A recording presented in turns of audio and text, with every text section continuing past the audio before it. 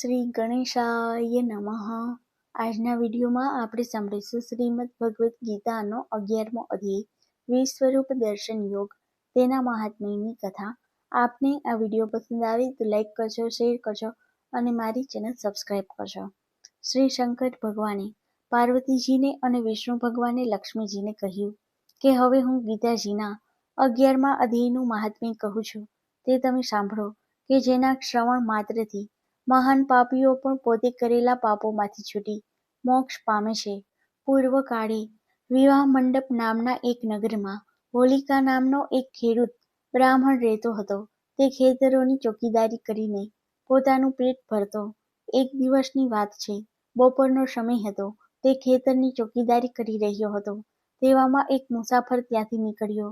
એવી સમયે એક અત્યંત ભૂખ્યો ગીધ તે મુસાફર પર તૂટી પડ્યો અને પોતાના તીક્ષ્ણ હોઠ અને ચાંચ વડે તે મુસાફરને ફાડી ખાધો. આરામ કરતો હોલિકા આ બધું જોઈ રહ્યો હતો.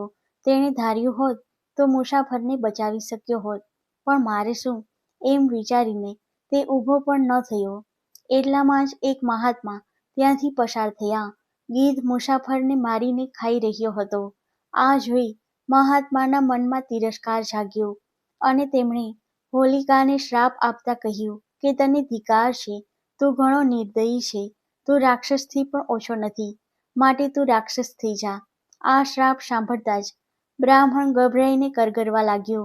મહાત્માને દયા આવી ગઈ. તેઓ બોલ્યા કે જ્યારે કોઈ ગીતાજીના 11મા અધ્યાયનો પાઠ કરી તેનું મંત્રેલું જળ તારા મસ્તક પર છાંટશે, ત્યારે તને આ શ્રાપમાંથી મુક્તિ મળશે. આમ કહી મહાત્મા ચાલ્યા ગયા. શ્રાપને કારણે રાક્ષસ બનેલો બ્રાહ્મણ ગામના લોકોને પકડી પકડીને ખાવા લાગ્યો. આથી ત્રાસી ગયેલા ગામ લોકોએ ભેગા થઈ બ્રહ્મ રાક્ષસને વિનંતી કરી કે તું ધર્મશાળામાં જઈને રહે, ત્યાં જે રાતવાસો કરે તેનો તું ભોગ લેજે. બ્રહ્મ રાક્ષસે ધર્મશાળામાં ધામા નાખ્યા. ત્યાં જે મુસાફર આવતા તેને તે મારીને ખાઈ જતો. એક દિવસ એક બ્રાહ્મણે આ ધર્મશાળામાં રાતવાસો કર્યો. સવારે તેને જીવતો જોઈ ચોકીદાર અને ગામ લોકોના વિસ્મયનો પાર ન રહ્યો. બ્રાહ્મણ જાણકાર છે એમ માની ચોકીદારે આ બ્રાહ્મણને થોડા દિવસ ધર્મશાળામાં રહેવાની વિનંતી કરી. બ્રાહ્મણ રોકાઈ ગયો. બન્યું એવું કે ચોથા દિવસે સાંજે ચોકીદારના પુત્રનો મિત્ર ગામમાં આવ્યો. ચોકીદાર તેને જાણતો ન હતો. આથી ચોકીદારે તેને અન્ય મુસાફરોની સાથે ધર્મશાળામાં મોકલી દીધો.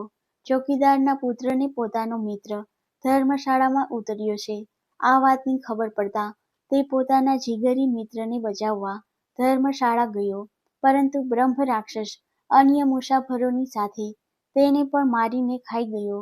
આ જોઈ ચોકીદારના હોશ ઉડી ગયા. તે રાક્ષસને કરગરીને કહેવા લાગ્યો કે મારા પુત્રને તેમજ તેના મિત્રને તું સજીવન કર. તું આ બ્રાહ્મણને નથી મારતો તો આ બંનેને તે શા માટે માર્યા? ત્યારે બ્રહ્મ રાક્ષસ બોલ્યો કે આ બ્રાહ્મણ નિત્ય ગીતાજીના 11મા અધ્યાયનો પાઠ કરે છે, પરિણામે હું તેને મારીને ખાઈ શકતો નથી. જો આ બ્રાહ્મણ ગીતાજીના 11મા અધ્યાયના મંત્રથી 7 વાર અભિમંત્રિત કરેલ જળ મારા પર છાંટે તો મારો ઉદ્ધાર થઈ જાય. આ સાંભળી ધર્મનિષ્ઠ બ્રાહ્મણે તત્કાળ ગીતાજીના 11મા અધ્યાયથી જળને અભિમંત્રિત કરી રાક્ષસ પર છાંટ્યું તો બ્રહ્મ રાક્ષસનો તેની યોનિમાંથી ઉદ્ધાર થયો. સાથે બે મિત્રોને પણ મુક્તિ મળી ગઈ. વૈકુંઠ લોકમાંથી દૂતો વિમાન લઈને ત્રણેયને લેવા આવ્યા. આ જોઈ ચોકીદાર રડતો રડતો પુત્રને રોકવા લાગ્યો. આથી પુત્ર બોલ્યો કે ગીતાજીના 11મા અધ્યાયનું શ્રવણ કરવાથી અમને મુક્તિ મળી છે. વળી આ સંસારમાં તો સૌ કોઈ પોતાના કર્મ અનુસાર આવે છે અને જાય છે.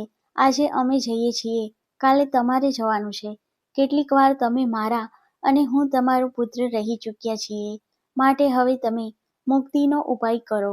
ગીતાજીના 11મા અધ્યાયના પાઠથી આ બ્રહ્મ રાક્ષસ સેવાનો પણ ઉદ્ધાર થઈ ગયો એ તમે જોયું.